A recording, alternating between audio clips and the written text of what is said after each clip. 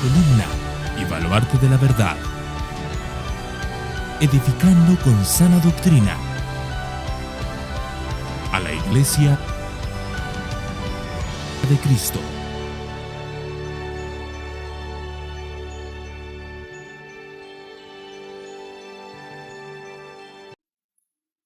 Pero sí que les voy a pedir que antes de exponer la palabra del Señor, que oremos.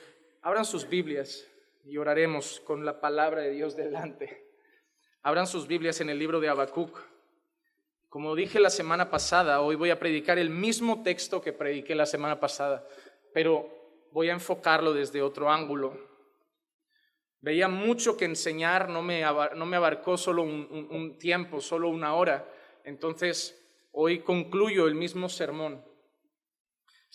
Es, por decirlo de alguna manera, la segunda parte del sermón de la semana pasada. Hoy estaremos leyendo Habacuc capítulo 2, versículos 6 al 20, y después de leerlo lo entregaremos en las manos del Señor. Dice así la palabra de Dios: No pronunciarán todos estos contra él una sátira y burlas e intrigas contra él, y dirán: ay del que aumenta lo que no es suyo, ¿hasta cuándo? Y se hace rico con préstamos. ¿No se levantarán de repente tus acreedores y se despertarán tus cobradores?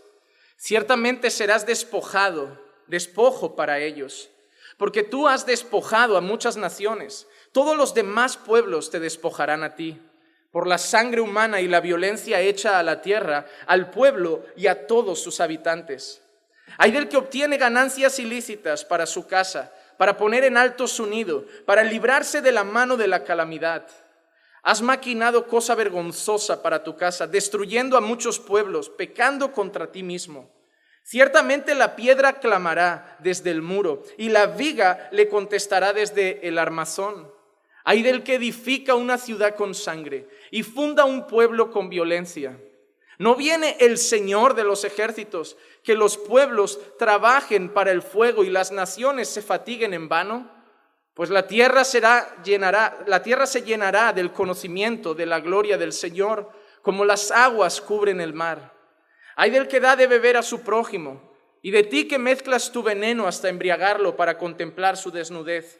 Serás saciado de deshonra más que de gloria. Bebe tú también y muestra tu desnudez. Se volverá sobre ti el cáliz de la diestra del Señor y la ignominia sobre tu gloria. Porque la violencia contra el Líbano te cubrirá y el exterminio de las fieras te aterrará a causa del derramamiento de sangre humana y la violencia hecha a la tierra y a la ciudad y a todos los que habitan en ella.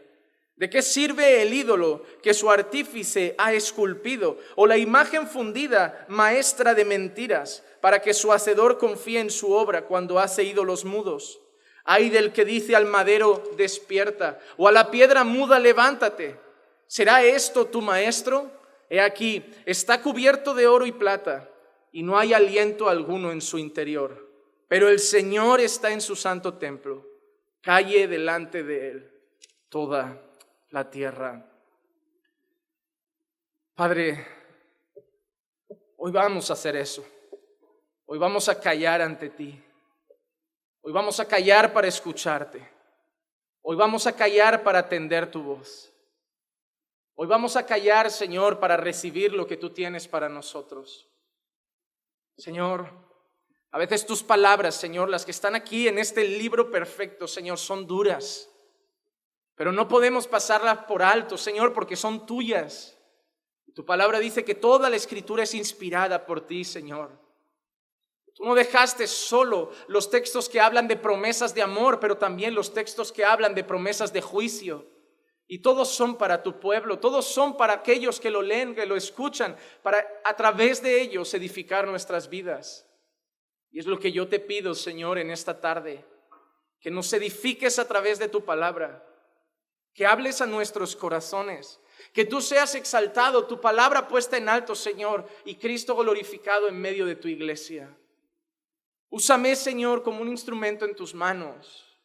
Yo sé que soy torpe, débil, Señor, y para nada tengo talento, pero, Señor, en tus manos, Señor, tú puedes usar ese vaso de barro, Señor, para edificar a tu pueblo. Así que solo te pido eso, Señor, que me puedas usar por tu gracia y misericordia para edificación de tu iglesia un día más, para hablarnos, Señor, y para que podamos mirar a que estás sentado en el trono, Señor, y postrarnos un día más ante Él. Y te pido todo esto en el nombre de Jesús. Amén, amén y amén. La semana pasada, hermanos, estuvimos leyendo este mismo pasaje. Pero la semana pasada me centré en todos aquellos versículos que empezaban con un ay. Esos versículos que empezaban con un ay, algunos supongo que ya habrán visto el vídeo en las redes y se habrán puesto al día para entender mejor Estos hablaban de juicios de Dios contra los caldeos. Habían 5 juicios en concreto de Dios. Uno estaba relacionado con la codicia, con aquellas personas que por su codicia iban detrás del dinero, incluso lo robaban de otros, tomaban dinero violentamente. Hablaba de los pecados de los caldeos. Babilonia era una nación feroz, una nación implacable que hizo su gloria, su poder y su riqueza a costa de otros pueblos, invadiendo otras naciones, como aquellos que por causa del petróleo son capaces de invadir a alguien con poco ejército para enriquecerse a costa del poco poder de otros pueblos. Así hacía Babilonia. Dios también amonestaba a Babilonia por otro pecado, y era el hecho de tomar ganancias ilícitas. Y hablábamos de la importancia de cuidar cómo ganamos el dinero. El mundo siempre nos va a ofrecer atajos, hermano. El mundo siempre nos va a ofrecer trampas. El mundo siempre nos va a ofrecer trueques a cambio de hacernos más ricos, pero debemos tener cuidado para caminar en este mundo con honestidad. En tercer lugar, había otro ay del Señor contra los caldeos, y era por causa de su maldad y de su violencia. El Señor dice que habían edificado su ciudad, habían edificado su tierra con sangre. Los caldeos eran un pueblo que había crecido a costa de matanzas. Los caldeos eran un pueblo que habían sido grandes a costa de esclavizar a otros. Llegaban a los pueblos y a las naciones, arrasaban con las casas, quemaban todo, tiraban abajo los muros, degollaban a los soldados y tomaban mujeres y niños y los llevaban esclavos y los adoctrinaban en cierta manera para luego hacer de ellos personas de su propio pueblo. Pero habían crecido así, a través de maldad, a través de odio, a través de violencia, a través de sangre. Y si hay algo que Dios siempre va a condenar, es aquellos que son capaces de quitar la vida de una persona. Pues solo Dios la da y solo Dios la quita. En cuarto lugar, otra de las cosas que el Señor condenaba era otro ay muy importante, que nosotros lo llamábamos el de ser piedra de tropiezo. Los caldeos, Dios dice que embriagaban a las naciones, seducían a las naciones con engaño, presentaban a las naciones su oro, su grandeza, y los acababan seduciendo para volverse a ellos y acabar adorando sus dioses, su lascivia. El mundo hace eso con nosotros. El pecado siempre viene con un lazo rojo, hermano, como si fuera el mayor regalo que nos pueden ofrecer. Orgías, placeres, engaños, aventuras, subidones de adrenalina, momentos inolvidables, pero que envuelven cosas que Dios aborrece.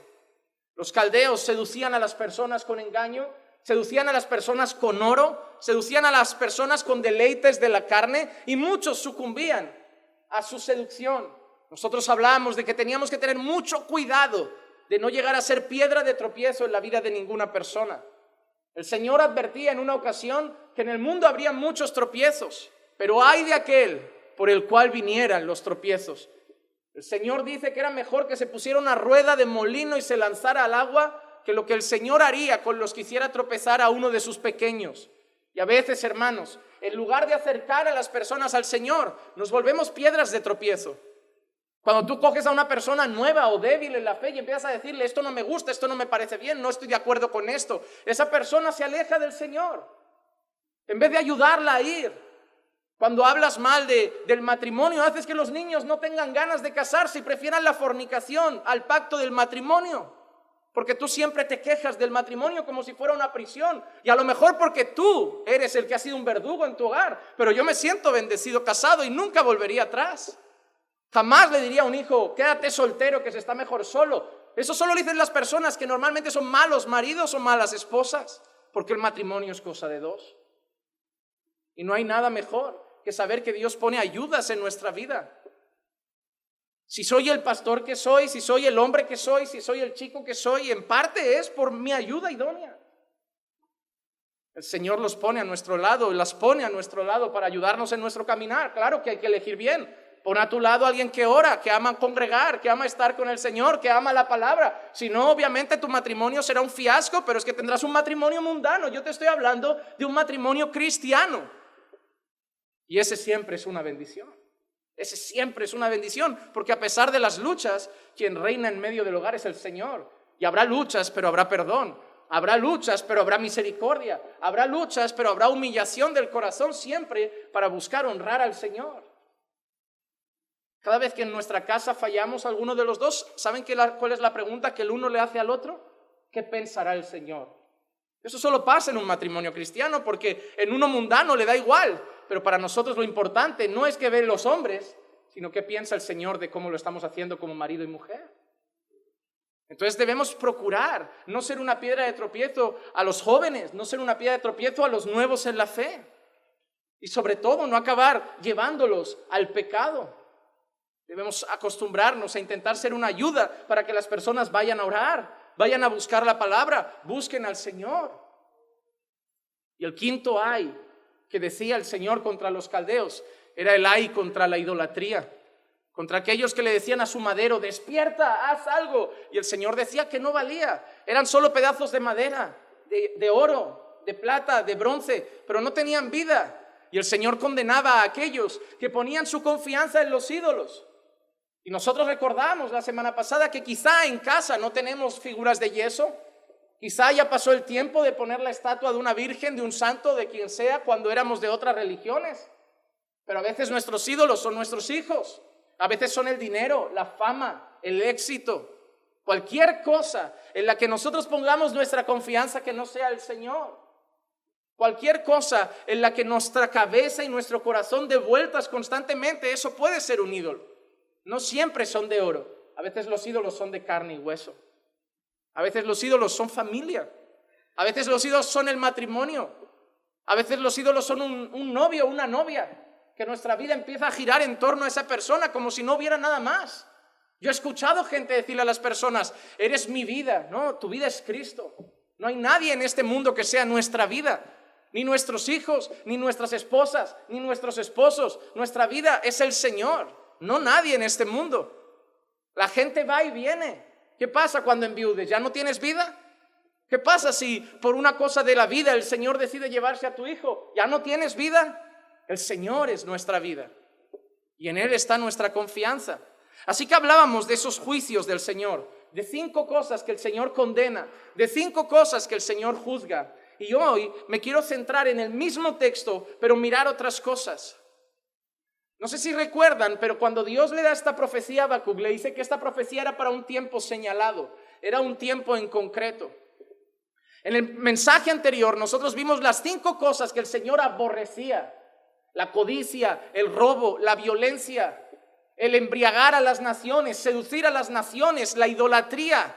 Pero también el Señor en esta misma palabra no solo enseña los pecados que aborrece de los caldeos, sino que al final el Señor también les promete algo: los voy a juzgar. Los voy a juzgar. Miren, por ejemplo, versículos como el 7. Al final dice, ciertamente serás despojado para ellos. Los caldeos habían despojado a las naciones, habían robado a muchos pueblos, y el Señor le dice, pero tú vas a ser despojado para ellos. Tú les quitaste todo a muchos, pero va a llegar un día en que a ti te van a arrebatar todo. No solo eso, sino que el versículo 8, mira que dice, porque tú has despojado a muchas naciones, todos los pueblos te despojarán a ti. Todos los pueblos te despojarán a ti por la sangre humana y la violencia hecha a la tierra y al pueblo y a todos sus habitantes. Por ejemplo, el versículo 16, cuando habla el Señor de su embriaguez, mira qué dice. Al final del versículo 16, se volverá sobre ti el cáliz de la diestra del Señor y la ignominia sobre tu gloria, porque la violencia contra el Líbano te cubrirá y el exterminio de las fieras te aterrará a causa, y otra vez dice lo mismo, del derramamiento de sangre humana y la violencia hecha a la tierra, a la ciudad y a todos los que en ella habitan. Así que el Señor ha dicho, esas son las cosas malas que hacen los caldeos, pero de lo mismo que han hecho van a recibir. Han despojado a la gente, todos los despojarán a ellos. Han arrasado naciones, ellos serán arrasados. Han asesinado, ellos morirán a espada. Y han ofrecido embriagar a las naciones con su cáliz de pecado, y ahora será el Señor el que usará su cáliz contra ellos. Y cuando la palabra cáliz se refiere al Señor, se refiere a juicio, se refiere a castigo, se refiere a condenación. Por eso muchas veces leemos a Jesús diciendo: si es posible, pasa de mí esta copa. Esta copa.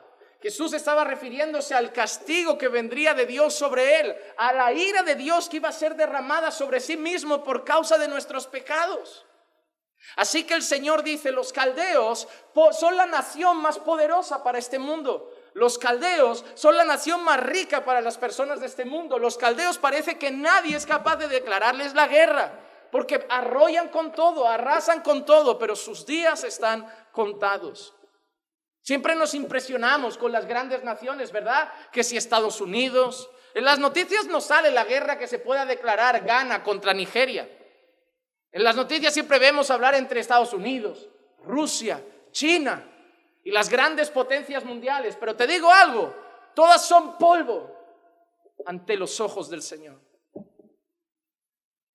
Los hombres temen las naciones poderosas, pero el Señor no hay ninguna nación que le tenga temor. Para el Señor no hay ninguna nación que pueda impedir que el día que Él quiera juzgarla, la juzgue. Los babilónicos, los caldeos estaban aterrorizando al mundo, pero el Señor ha determinado algo: os despojarán, os matarán y todo vuestro poder quedará en el olvido. Y así fue. El siglo 6 antes de Cristo, Babilonia queda destruida. ¿O acaso hoy oímos hablar de Babilonia? Sí, si te pones un documental, si buscas información en internet, pero yo no veo a la gente en las noticias hablar de la gran Babilonia. No veo a la gente en las noticias hablar de los caldeos. Como mucha historia del pasado. Parecía que iban a ser la nación que jamás se olvidaría. Parecía que iba a ser la nación de la que toda la historia dependería y que durante toda la historia gobernarían. Pero los caldeos ya no están en la boca de las personas. Pregúntale a tus hijos quiénes son los caldeos. Pregúntale a tus hijos cuánto le enseñan en la escuela sobre Babilonia. Quedaron en el olvido. Porque así como ellos tenían poder humanamente hablando, el Todopoderoso decidió que quedaran en el olvido. Y cuando el Señor juzga, no hay nadie que lo pueda impedir. Si el Señor decide juzgar a una nación, aunque se juntaran China, Rusia, Estados Unidos y todas las bombas nucleares del mundo, nada impediría que el Señor hiciera su obra. El Señor en una ocasión dijo: antes de que hubiera día, yo era. Y nada puede impedir lo que yo quiero hacer. El Señor dijo en su palabra: operando yo, ¿quién impedirá? Él hace lo que quiere en el cielo, en la tierra y debajo de la tierra. Y esa es nuestra confianza, como veremos hoy en nuestro texto, que el Señor un día juzgará a las naciones, porque no hay nada que nos duela más a nuestros ojos que ver naciones impías rigiendo este mundo. Ahora no sé qué país estará en elecciones o habrá tenido recientemente elecciones, pero tengo en Facebook un grupo de personas que últimamente... ¿Algún país tiene una candidata asiática? Perú, ¿ha tenido elecciones Perú hace poquito? Va a tenerlas. La gente está muy preocupada con esas cosas. Muy preocupada con esas cosas, pero les digo una cosa: el mundo va a ir de mal en peor. No pongan su confianza en un candidato político. Es que yo voto a la derecha. No pongan su confianza en un candidato político. Los creyentes leemos la Escritura y sabemos hacia dónde van los tiempos. Y no hay ningún creyente que tenga juicio y que conozca la palabra de Dios que espere un gran bienestar futuro. Lo que sí sabemos es que el día del juicio se acerca, que las cosas van a ir de mal en peor, que las persecuciones contra el pueblo de Dios van a ser cada vez más arduas, más grandes, más severas, y que Cristo está volviendo. No pongo mi confianza en ningún país, en ninguna nación, ni espero que ningún hombre nos saque de la pobreza. Pero la mayor confianza que tiene el creyente es que en medio de todo esto, el versículo 20 dice, el Señor está en su santo templo. Porque no importa dónde está Babilonia, no importa dónde está Estados Unidos, no importa dónde está Europa, no importa dónde está Rusia, no importa dónde está China. Importa que el Señor está sentado en su trono.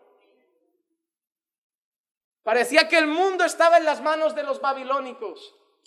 Parecía que el mundo estaba en las manos de los caldeos, pero el mundo sigue en las manos de quien está en el trono. Mi economía no depende del gobierno español, mi economía depende de quien está en el trono. Mi vida depende de quien está en el trono. Y hoy vamos a ver eso.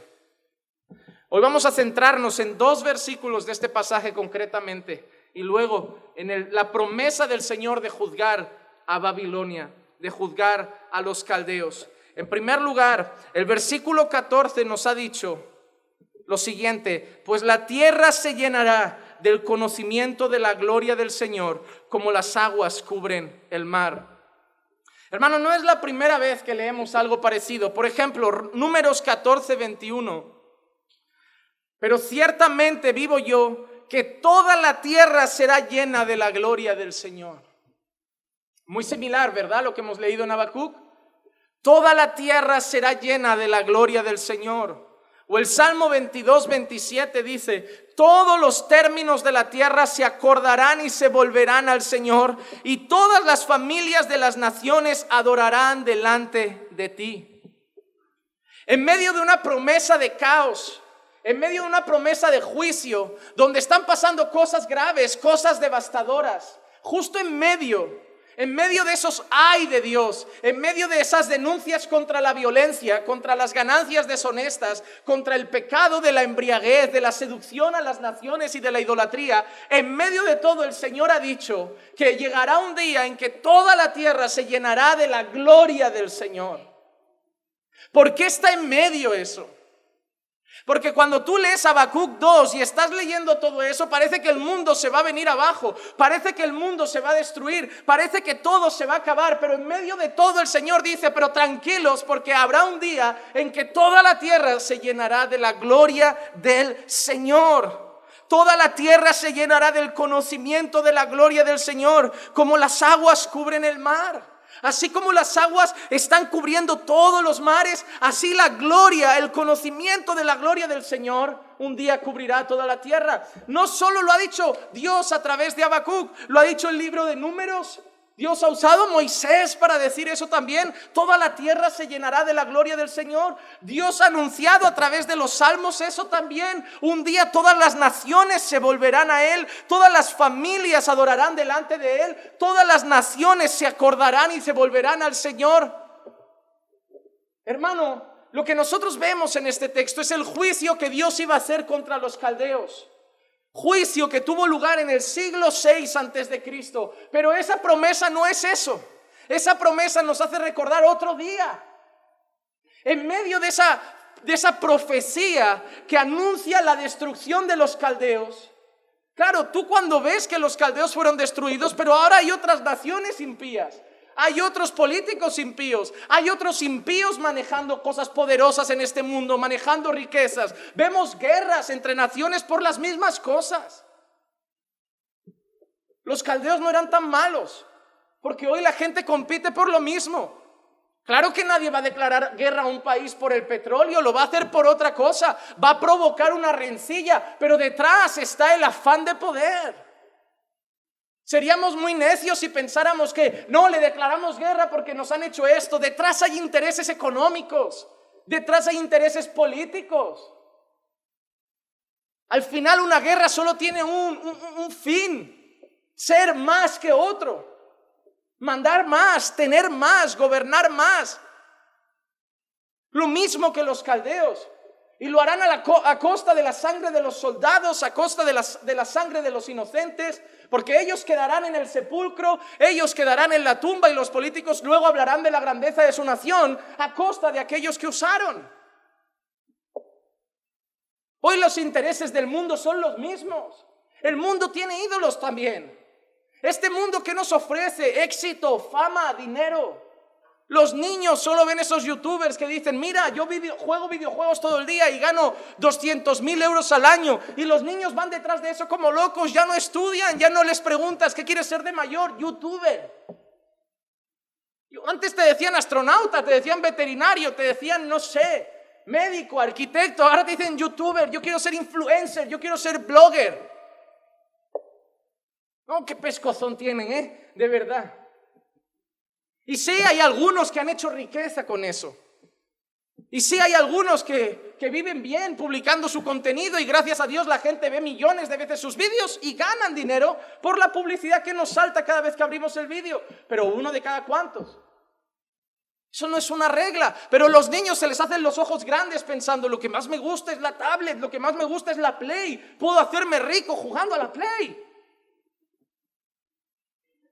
El mundo ofrece aventuras sexuales. Barcelona tiene clubs de intercambio de pareja. Has llegado a monotonía en tu relación, ves allí, es de mutuo acuerdo, no se considera traición si hay un acuerdo. Yo te presto a mi mujer, tú me prestas la tuya, salimos un poco de la monotonía y así mantenemos la chispa del matrimonio, venimos una vez al mes y nuestra relación está viva. Hay clubs así. Hay clubs así de ponte una máscara en la entrada, entra y hay gente, no se reconoce, no se sabe quién es y una orgía. Hay clubs así. Llenos de droga, de vicios, de desenfreno, de alcohol y llenos de gente muy poderosa también. El mundo nos ofrece eso. Tienes a tu mujer con la que tienes conflicto en el matrimonio y llega la compañera de trabajo que te trata tan bien y te dice al oído, qué pena, los buenos siempre o son gays o están casados. Te dice lo que quieres oír. Y Satanás sabe que así puede llevarte a destruir tu familia. El mundo siempre le pone un lazo al pecado y al final el lazo te lo pone a ti. Que acabas tú preso y ya no puedes salir y ya no hay escapatoria y ahora el amante te empieza a hacer chantaje porque si no le enseña los mensajes a tu mujer y acabas preso de tu engaño, preso de tu mentira, dando dinero. Y cómo le justifico a mi mujer que estoy dando dinero, pero si no me das dinero yo lo digo. El mundo es así, el pecado es así, es traidor, es miserable. Pero entonces, pastor, si Dios ha dicho que iba a condenar eso y que toda la tierra se iba a llenar del conocimiento de su gloria, entonces no ha pasado. Sí, porque en medio de esa profecía de juicio contra los caldeos, Dios también está apuntando al gran día.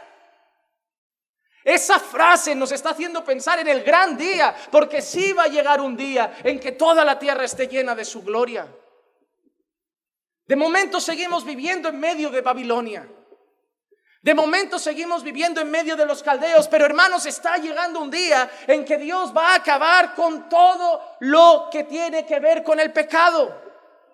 Y abriremos los ojos en cielos nuevos y tierra nueva, donde ya solo habitará la justicia. Y allí donde vayamos a mirar, solo veremos la gloria del Señor.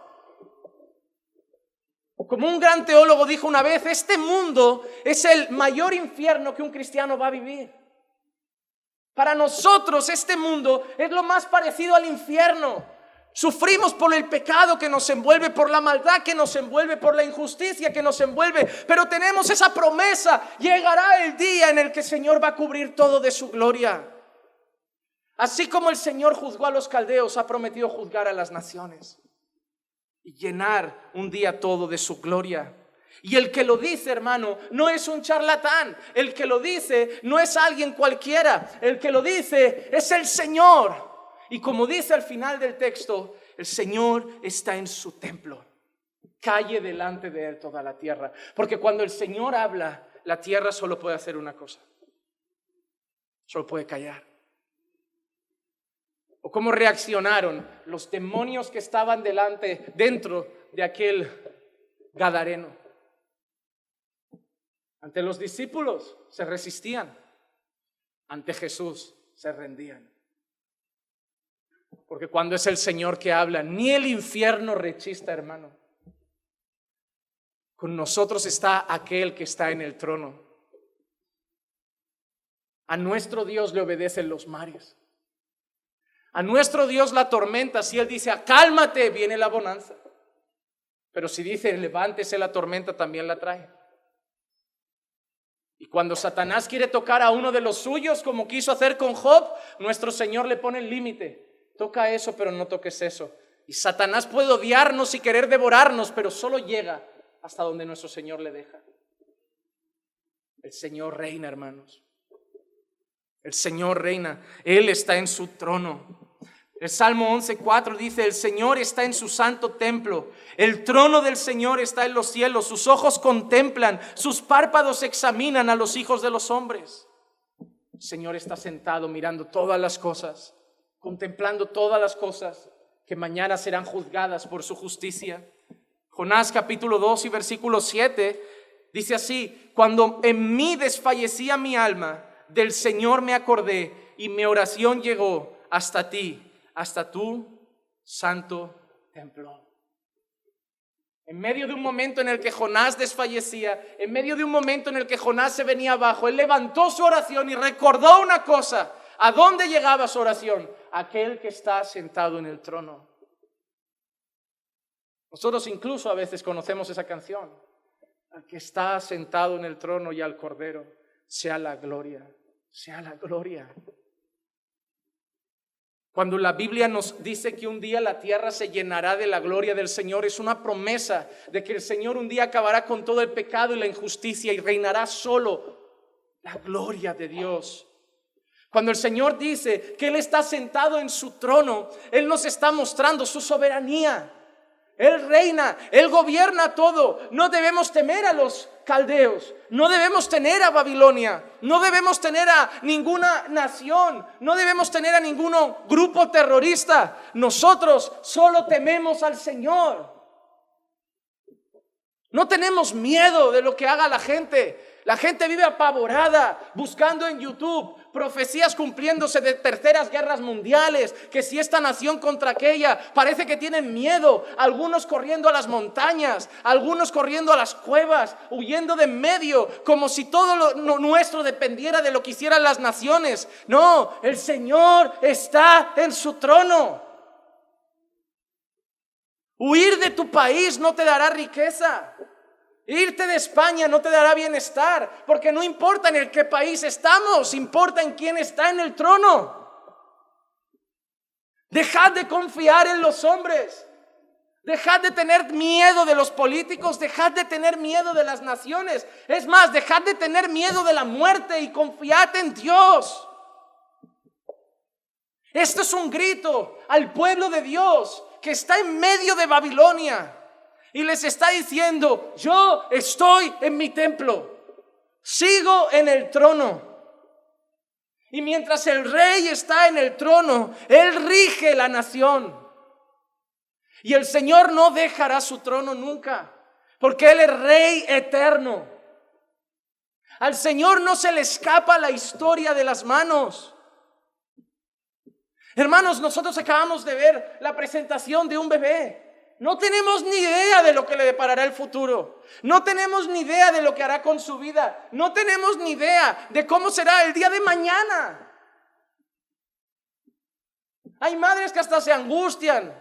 Mi madre tenía esa costumbre, se asoma constantemente a ver si sigue respirando. Sobre todo las madres primerizas, parece que tienen ese miedo de que el niño no respire. Este niño está muy callado, agítalo a ver si sigue vivo. Luego llora, ¿para qué lo agitaste? Ahora no se apaga. Como si los bebés estuvieran en las manos de sus madres. No, están en las manos del Señor. Tu matrimonio está en las manos del Señor, tu vida está en las manos del Señor, tus hijos están en las manos del Señor. Tú los dejas en la puerta de la escuela y no ves más allá. No sabes con quién hablarán, no sabes cómo se comportarán en clase, no sabes de qué hablarán en el recreo, no sabes quiénes serán sus amigos, no sabes si les están ofreciendo droga en la escuela, no sabes si les están ofreciendo alcohol, no sabes si tienen un noviecito y te lo ocultan, pero los ojos del Señor están sobre todos. Cuando un hijo decide irse de casa, papá, me voy a vivir allí, hijo, estás muy... Los ojos del Señor están allá. El Señor está en su trono.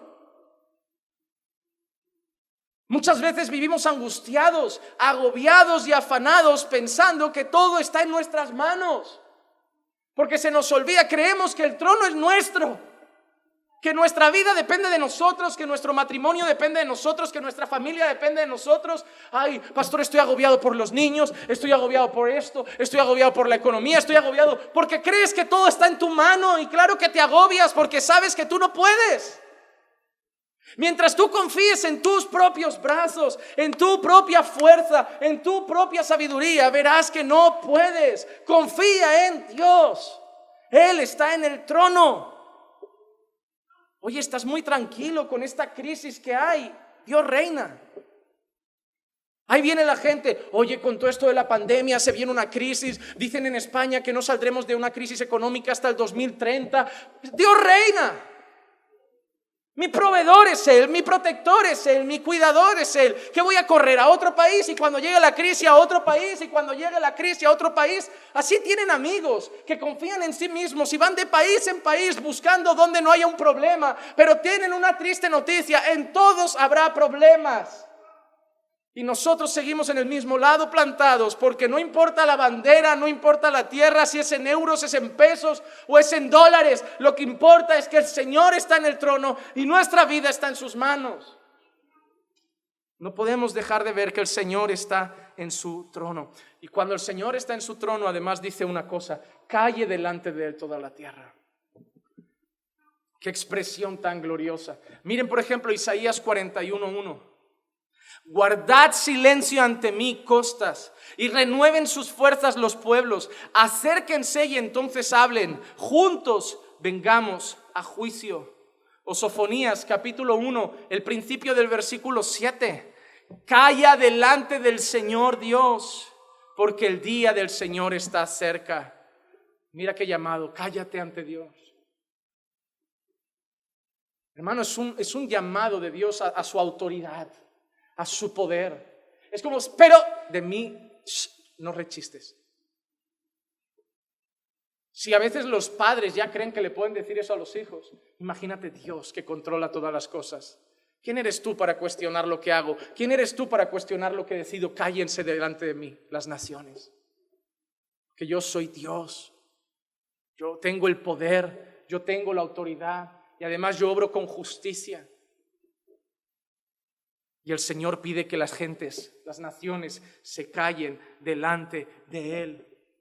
Así que en medio de toda esa escena que estamos viendo, en medio de toda esa escena donde el Señor está declarando su juicio contra los caldeos, el Señor además está diciendo: soy soberano, soy poderoso, estoy en el trono, delante de mí no se dice nada, pero además nos está anunciando que viene un día en el que toda la tierra será cubierta de su gloria. Y yo quiero que hablemos, para terminar hoy, de ese día.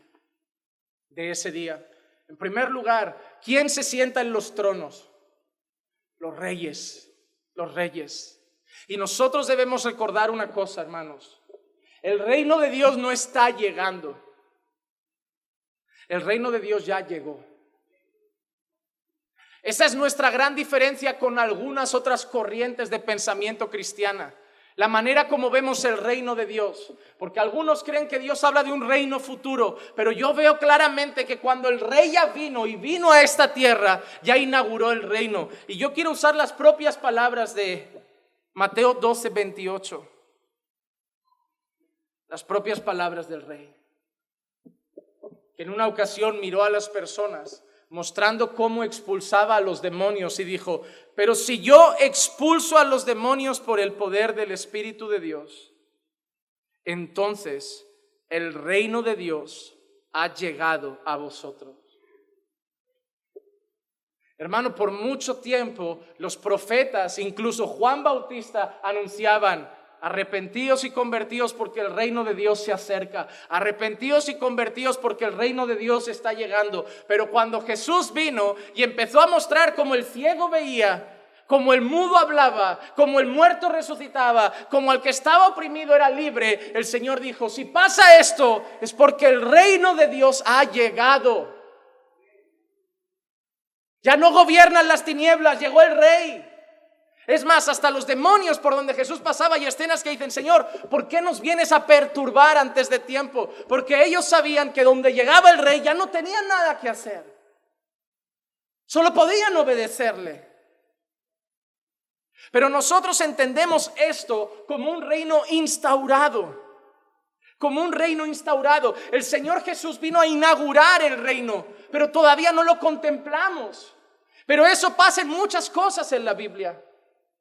Por ejemplo, si yo le preguntara a un creyente: ¿eres salvo?, me diría que sí.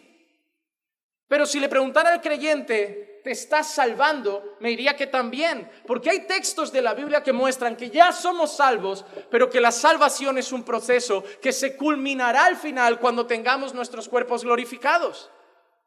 El Señor ya me ha salvado, pero todavía lucho con el pecado, ¿verdad? Soy salvo, ¿verdad? El Señor dice que ya no somos esclavos del pecado, ¿cierto? El Señor dice que ya no somos esclavos de las tinieblas, ¿cierto? Pero que tenemos luchas. ¿Hasta qué día? Hasta que tengamos un cuerpo glorificado. Ya soy salvo, pero solo veré la culminación de mi salvación cuando se acabe mi batalla con el pecado. La Biblia dice que ya somos santos, ¿sí o no? En algunas cartas el apóstol Pablo se dirige a las iglesias llamándolos los santos de Cristo, porque ya habéis sido santificados, porque sois nación santa. Ya somos separados para el Señor, ¿cierto? Pero todavía no estamos solamente con el Señor, porque todavía vivimos en un mundo donde hay impíos, donde hay pecado. Somos santos, pero estamos siendo santificados, ¿cierto? Es lo que en la Biblia llamamos ya, pero todavía no. Ya estamos declarados salvos, ya somos declarados santos, pero estamos en un proceso de ver eso cumplirse de manera plena. Soy salvo, hermano, yo soy salvo, pero todavía batallo con la carne hasta que el Señor me dé un cuerpo glorificado y ahí no habrá más lucha. Pero ya soy salvo, ya soy salvo. Por eso cuando el Señor a través de Pablo dice que a los que de antemano conoció, al final incluso Pablo dice: y a esos también glorificó. Y lo dice en pasado. Lo dice en pasado. Pero ¿acaso tú y yo tenemos un cuerpo glorificado ya? ¿Acaso tú y yo ya hemos sido glorificados? Pero el Señor lo dice en pasado, porque es la garantía de que si nos salvó, la gloria es segura. Porque la Biblia promete que el que empezó la buena obra la va a perfeccionar. ¿Hasta cuándo? ¿Hasta la mitad? Hasta el final. La Biblia promete que las ovejas que están en su mano nadie las puede arrebatar. Pero tenemos luchas. Aquí lo que está diciendo el Señor es esto: yo voy a juzgar a los caldeos, pero lamentablemente los impíos van a seguir ahí. Van a seguir ahí.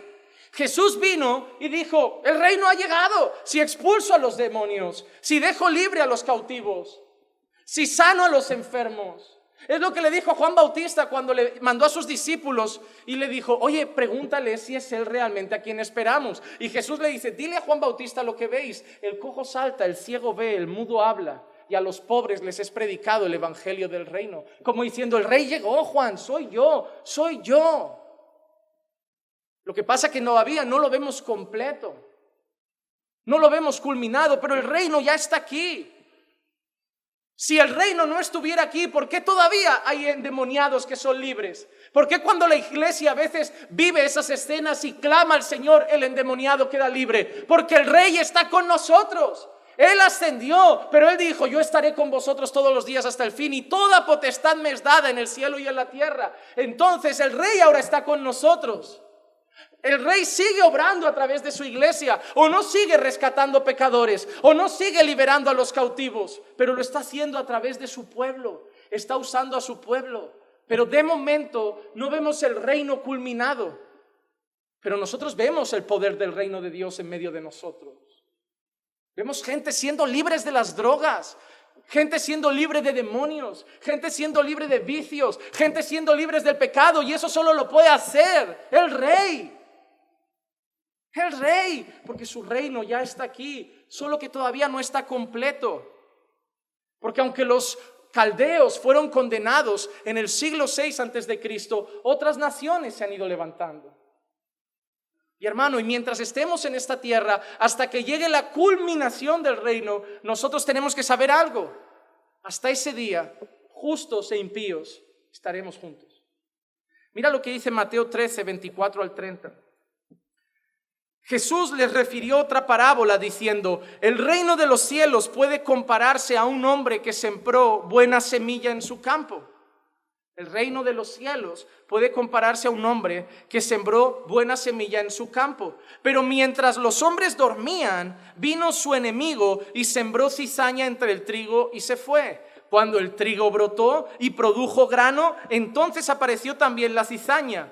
Y los siervos del dueño fueron y le dijeron: Señor, ¿no sembraste buena semilla en tu campo? ¿Cómo pues tiene cizaña? Él les dijo: un enemigo ha hecho esto. Y los siervos le dijeron: ¿quieres pues que vayamos y la recojamos? Pero él dijo: no, no sea que al recoger la cizaña arranquéis el trigo junto con ella. Dejad que ambos crezcan juntos hasta la siega. Y el tiempo de la siega diré a los segadores: recoged primero la cizaña y atadla en manojos para quemarla, pero el trigo recogedlo en mi granero. Quiero seguir leyendo un poco más adelante, versículo 36 al 43. Dice así, del mismo capítulo: entonces dejó a la multitud y entró en la casa, y se le acercaron sus discípulos diciendo: explícanos la parábola de la cizaña del campo. Tenían interés de entender lo que Jesús había dicho. Lo bueno de muchas parábolas es que Jesús mismo da la propia explicación. Y mira qué dice el Señor. Y respondiendo él dijo: el que siembra la buena semilla es el Hijo del Hombre. Y el campo es el mundo. Señor Jesús en el mundo tiene su trigo. Somos nosotros. Tiene su trigo. Pero ¿qué pasa en medio de todo eso? Y la buena semilla son los hijos del reino. Y la cizaña son los hijos del maligno. Y el enemigo que la sembró es el diablo. Así que mientras Jesús en esta vida sigue recogiendo, sembrando buen trigo, salvando pecadores, llamando almas al reino de Dios, el enemigo también tiene a su cizaña. ¿Y qué dice ahora más? La siega es el fin del mundo y los segadores son los ángeles. El día del juicio nosotros vemos muchas profecías en la Escritura que dice que el Señor mandará a sus ángeles que separarán a un lado. Muchas veces usa diferentes términos, trigo y cizaña. Hay otros términos que dice que separarán a un lado ovejas de cabras. Pero esa separación es evidente. Dice: por tanto, así como la cizaña se recoge y se quema en el fuego, de la misma manera será en el fin del mundo. El Hijo del Hombre enviará a sus ángeles y recogerán de su reino a todos los que son piedra de tropiezo y a los que hacen iniquidad, y los echarán en el horno de fuego. Allí será el llanto y el crujir de dientes. Y mira ahora: entonces los justos resplandecerán como el sol en el reino de su Padre. El que tiene oídos, oiga. Ese día llegará, hermanos. Ese día llegará. ¿Qué quedará de pecado ahí después de ese día? ¿Qué quedará de maldad después de ese día? ¿Dónde estarán los políticos corruptos ese día? ¿Dónde estarán los ladrones ese día? ¿Dónde estarán los inmorales ese día? ¿Dónde estarán los enemigos de Dios ese día? ¿Dónde estarán los asesinos ese día? ¿Los violadores ese día? ¿Dónde estarán todos los que dieron la espalda al Señor ese día? Serán llevados al fuego, donde hay llanto y crujir de dientes. ¿Y quién quedará en el reino? El justo resplandecerá. El justo resplandecerá ¿dónde? En el reino de su Padre. ¿Y qué pasará cuando solo quede el justo? Cuando solo quede Dios, cuando solo quede el pueblo de Dios, cuando ya no haya pecado, que la gloria del Señor cubrirá toda la tierra. Así como ahora donde vemos solo hay pecado, y en medio de eso un pueblo fiel, llegará un día que allí donde veamos solo habrá justicia. Habrá justicia. Hermano, no habría sentido en vivir si pensáramos que esta es la vida que nos toca. Pero nosotros vivimos sabiendo que hay una vida que nos espera. Un reino glorioso, cubierto por la gloria de Dios. Porque Habacuc en este texto, en el versículo 3, dijo que esta visión era para un tiempo señalado. Dice, porque es aún visión para el tiempo señalado, se apresura hacia el fin y no defraudará. Aunque tarde, espérala, porque ciertamente vendrá y no tardará.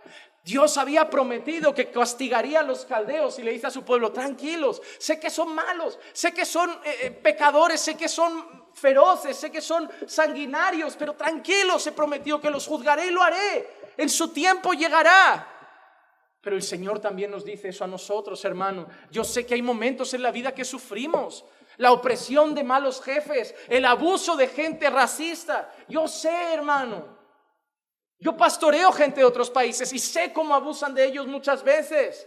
Sé que los tratan como escoria muchas veces, que los miran por encima del hombro. No solo en Europa, sino también entre otras naciones latinas. Entre ellos mismos a veces son racistas. En este mundo sufriremos la traición de un esposo malvado, la agresión de un padre. Hermano, por mi despacho pasan niñas violadas por sus padres. En mi despacho pasan niños violados por sus padres también. Niños que sus madres les tocaban despiadadamente. Niños que me dicen que su mamá los llevaba con el tío fulano y cuando mamá lo dejaba pensando que el tío los cuidaba, el tío abusaba de ellos y que por 20 años lo tuvieron en silencio.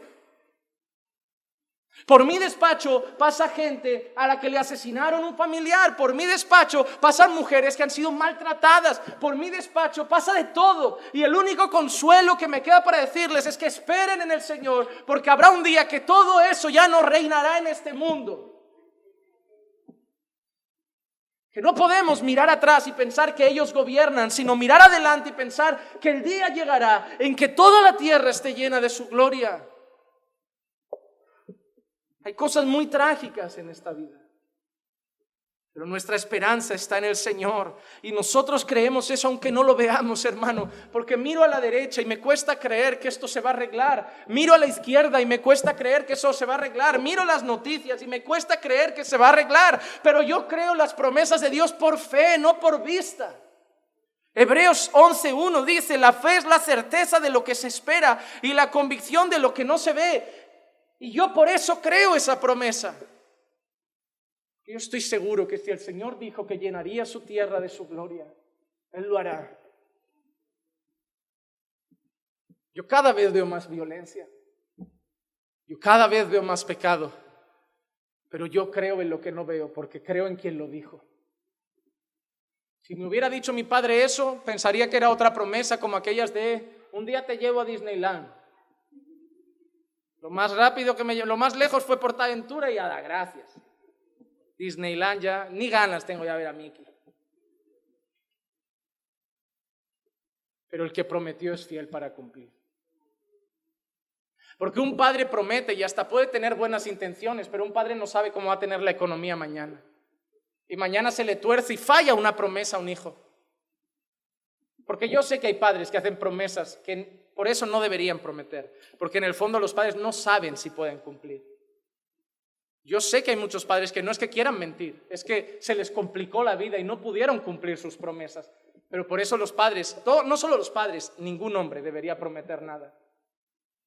Hermanos, nosotros no somos llamados a prometer. La Biblia dice que nuestro hablar sea sí, sí o no, no, pero no que prometamos, porque nosotros no sabemos qué pasará mañana. Hoy le puedo decir al hermano, hermano, mañana te visito, cuenta con ello. Y me atropella un coche y ¿qué? Estoy en el hospital, no puedo. Fallé a mi promesa. Pero tú no tienes la culpa. Pero es que no, mejor no prometas. Dile al hermano, hermano, si puedo, mañana voy. Si el Señor quiere, mañana voy a tu casa. Si Dios lo permite, mañana voy a verte. Porque el que sí que promete y cumple es el Señor. Porque el Señor conoce el pasado, conoce el presente y conoce el futuro. Una vez alguien vino y me dijo, Juanma, la vida es una hoja en blanco y tú tienes el bolígrafo. Le dije, no, Dios tiene el bolígrafo. Y la hoja en blanco no está, porque la Biblia dice que antes de que yo naciera, Él ya tenía escritos todos los días de mi vida. Lo único que pasa es que yo de momento solo leo hasta los 33 años de Juan Manuel. No sé lo que habrá más, pero Él sí lo sabe. Yo no sé si mañana me despierto, Por eso cuando las personas siempre me preguntan, ¿por qué no te calmas más en el púlpito? ¿Por qué siempre tan así? Digo, ¿cómo predicarías tú si fuera la última vez? Digo, pues para mí todas pueden ser la última. Pero yo no sé si me despertaré mañana. Pero yo sé que si hoy dejo un mensaje, lo voy a dejar con todo mi corazón, deseando que el pueblo se encuentre con el Señor y confíe en Dios. Y si el martes te toca otra vez, pues como si fuera el último. Porque yo pienso que puede ser el último para mí y también puede ser el último para alguien que está aquí y no tiene a Dios. Así que tenemos que seguir viendo esto. Hermanos, nuestra confianza es una cosa. El Señor ha prometido llenar la tierra de su gloria, ¿verdad? Dios ha prometido que un día va a limpiar la tierra de pecado, ¿verdad? Dios ha prometido que un día va a limpiar la tierra de maldad, ¿verdad? Pues ¿sabes por dónde empezó la limpieza? Empezó por nosotros. Porque nosotros éramos igual, pero el Señor empezó limpiando a su pueblo. Luego quitará lo que tenga que quitar. Pero la limpieza empezó por nosotros, hermano.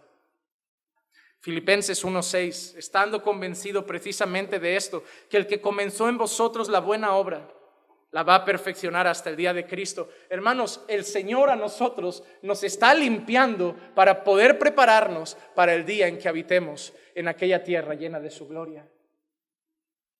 Porque mira lo que dice en este texto, a pesar de que habla a los maridos, tenemos que entender lo que quiere decir. Efesios 5, 25 al 27. Maridos, amad a vuestras mujeres, así como Cristo amó a la iglesia y se dio a sí mismo por ella. Pero mira que dice ahora, para santificarla, habiéndola purificado por el lavamiento del agua con la palabra. ¿Qué está haciendo con la iglesia? Santificarla. ¿Lavándola por qué? Por la palabra. ¿Qué hace Dios contigo cada vez que vienes el martes, el jueves, el domingo y sales de aquí diciendo, tengo que cambiar esto, tengo que cambiar esto, tengo que agradar a Dios ahí? El Señor te está lavando con el espíritu de su palabra. Y mira qué dice, ¿para qué te está lavando? Para presentarte a sí mismo una iglesia en toda su gloria, porque vamos a estar en una tierra llena de su gloria y el Señor está limpiando a su iglesia para prepararla para esa tierra gloriosa. Que no tenga mancha ni arruga ni cosa semejante, sino que fuera santa e inmaculada. Así que, hermanos, así como Dios prometió condenar a los caldeos y lo hizo en el siglo VI antes de Cristo, Dios ha prometido un día juzgar a las naciones y limpiar esta tierra de maldad para llenar esta tierra de su gloria, como el mar, como las aguas cubren el mar. Pero la limpieza empezó por nosotros. Pero yo quiero culminar con este texto para saber algo. La limpieza empieza por nosotros, pero no acaba con nosotros. Porque Filipenses 2:9 al 11 dice así: por lo cual Dios lo exaltó hasta lo sumo y le confirió el nombre que es sobre todo nombre, para que al nombre de Jesús se doble toda rodilla de los que están en el cielo y en la tierra y debajo de la tierra, y toda lengua confiese que Jesucristo es Señor, para la gloria de Dios Padre. El Señor nos está limpiando a nosotros, el Señor está trabajando con nosotros. Sin embargo, hay un día en que veremos toda la tierra rendida a Cristo. Porque el que está en el trono también es el Cordero de Dios. Hermanos, Dios reina. Dios está limpiando a su pueblo. Dios está preparando a su pueblo para un reino consumado, final, donde ya no habrá pecado y donde todos, absolutamente todos, confesarán que Jesús es el Señor. Todos se doblarán ante el Rey. Qué día glorioso será ese, hermanos. Qué día glorioso. El día en que nos despertemos y ya no haya pecado, ya no haya violaciones, ya no haya guerras, ya no haya inmoralidad, ya no haya traficantes, ya no haya trata de blancas, ya no haya prostitución infantil. Solo haya justicia. Solo haya justicia. Pero eso solo puede ser hecho en Cristo. Tú no te puedes limpiar a ti mismo. Es el Señor el que limpia. Aunque tú te lavaras con sal fumán, tu pecado no se va, hermano. Aunque te metieras en una pila llena de lejía, tu pecado no se va. El etíope no puede mudar su piel y el leopardo no puede quitarse las manchas de su pelaje. Así nosotros no podemos quitarnos nuestro pecado. Pastor, si yo soy un pecador y yo no me puedo quitar mi pecado, ¿cómo entonces, en vez de ir al fuego con la cizaña, iré al reino con el trigo? Solo hay una esperanza. Se llama Jesucristo. El mismo rey que prometió juzgar a las naciones, el mismo rey también te promete salvarte. Y si tú confiesas tus pecados y te postras ante Él, el día del juicio para ti habrá gloria.